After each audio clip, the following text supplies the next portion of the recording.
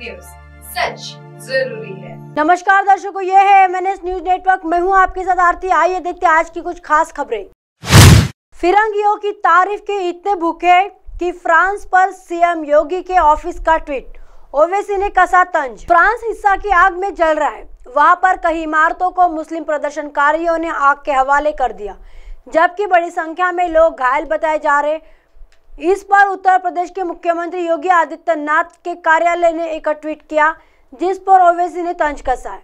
दरअसल ट्विटर पर यूरोपीय प्रोफेसर एंड जॉन कैम नाम के अकाउंट से फ्रांस को लेकर एक ट्वीट किया गया, जिसमें लिखा था कि भारत को योगी आदित्यनाथ को फ्रांस में दंगे की स्थिति को नियंत्रित करने के लिए भेजना चाहिए। वो 24 घंटे के अंदर वहां के हालात सही कर देंगे।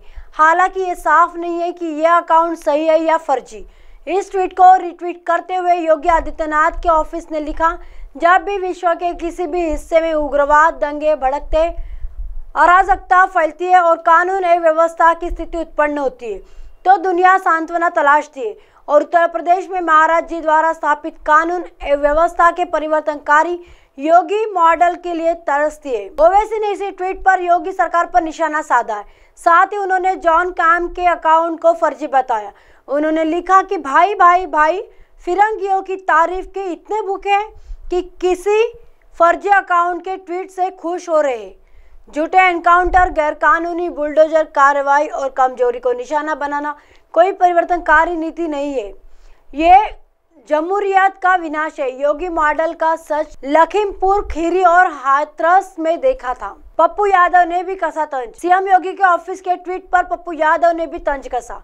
उन्होंने लिखा कि एक फर्जी ट्वीट के जरिए यह दावा किया जा रहा है कि यूपी के सीएम का डिमांड फ्रांस में दंगा रोकने के लिए रहा है। मैं कहता हूं कि फ्रांस 6000 किमी दूर है। इस्तीफा देकर अपने देश में बस 2000 किमी दूर मणिपुर चले जाएंगे। वहाँ 2 महीने से दंगा हो रहा है। वहाँ सीएम वंश बेशम कही के। आइए देखते हैं अगली खबर की तरफ। शिंदे फडणवीस पहुंचे घटनास्थल। रोड सेफ्टी के लिए कहा बना रहे यूनिक सिस्टम। महाराष्ट्र के बुल्ढाना जिले में समृद्धि एक्सप्रेसवे पर शुक्रवार की देर रात 25 यात्रियों की जलकर मौत हो गई। यात्री जिस बस में सवार थे वह टायर फटने के बाद एक्सप्रेसवे पर पलट गई। इसके बाद उसमें आग लग गई। 8 लोग जैसे तैसे शीशा तोड़कर बाहर निकले। राज्य के सीएम एकनाथ शिंदे और डिप्टी सीएम देवेंद्र फडणवीस ने घटनास्थल का दौरा किया। उन्होंने बचाव कार्य में शामिल पुलिसकर्मियों और जिला प्रशासन के अधिकारियों से बातचीत की। फडणवीस ने कहा कि शव इतने जल गए कि उनकी पहचान नहीं हो पा रही है। DNA परीक्षण कराया जाएगा। वाहनों की स्पीड पर लगेगी लगाम। डिप्टी सीएम ने कहा कि दुर्घटनाओं को रोकने के लिए एक्सप्रेसवे पर एक स्मार्ट सिस्टम स्थापित किया जा रहा है। उन्होंने कहा कि सिस्टम वाहनों की गति की जांच करेगा और उन्हें सचेत करेगा, लेकिन इसमें कुछ समय लगेगा। तब तक हमें टोल बूथों पर ड्राइवरों के बीच जागरूकता पैदा करनी होगी। रात में दुर्घटनाओं को रोकने के लिए क्या सावधानियां बरतनी चाहिए। सीएम ने 5-5 लाख के मुआवजे का ऐलान किया।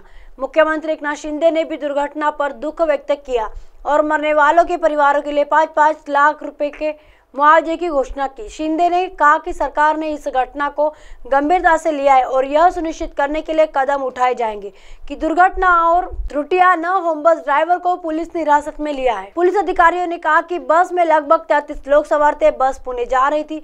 हादसे के वक्त ज्यादातर यात्री सो रहे थे। उन्होंने बताया कि बस दरवाजे के किनारे पलट गई, जिससे दरवाजे बंद हो गए, जिसके कारण कोई भी बाहर नहीं निकल सका। दुर्घटना के सही कारण का पता लगाने के लिए जांच जारी है और चालक को हिरासत में ले लिया गया है। आइए देखते हैं अगली खबर की तरफ। मैं क्या नोटिस से डरूंगा, पीएम को लिखूंगा खत, नड्डा को बताऊंगा कि हार के कौन जिम्मेदार। आईना दिखाने के मूड में बीजेपी नेता। कर्नाटक में भारतीय जनता पार्टी बीजेपी के नेता और पूर्व विधायक MP रेणुकाचार्य ने पार्टी विरोधी बयानों के आरोप में नोटिस के बाद साफ कर दिया कि उन्हें पार्टी के किसी नोटिस का डर नहीं है। वह दक्षिण भारतीय सूबे कर्नाटक में चुनावी हार को लेकर प्रधानमंत्री नरेंद्र मोदी को पत्र लिखेंगे और बताएंगे कि वहां की क्या स्थिति है। वह बीजेपी चीफ JP नड्डा को बताएंगे कि हार के लिए कौन असल जिम्मेदार था। शनिवार 1 जुलाई को उन्होंने बताया कि उन्होंने मुझे नोटिस दिया तो क्या है, मैं नोटिस से डरूंगा नहीं। मुझे नोटिस मिलने के बाद अनुशासन समिति के अस्तित्व के बारे में पता चला। प्रदेश अध्यक्ष ने कहा कि 11 लोगों को नोटिस दिया गया है। आप रेणुकाचार्य को नोटिस देने की बात मीडिया में जारी करके सार्वजनिक कर देते, लेकिन बाकी 10 लोगों को नोटिस देने के बारे में क्या। वह आगे पत्रकारों से 2 टूक बोले, मैं कर्नाटक की स्थिति के बारे में PM शाह और नड्डा जैसे दिल्ली के नेताओं को पत्र लिखूंगा।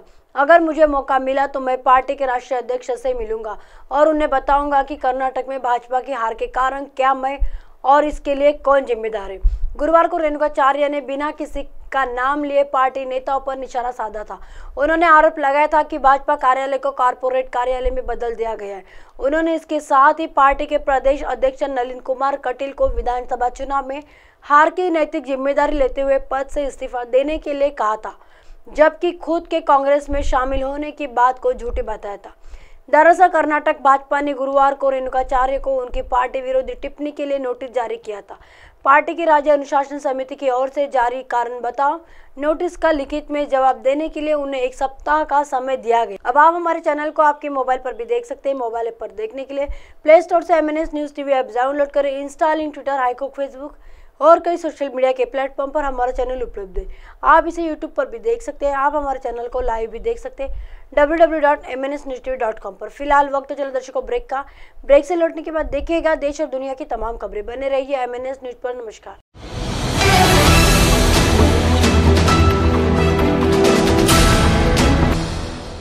ये है MNS न्यूज नेटवर्क और आप देख रहे हैं MNS न्यूज।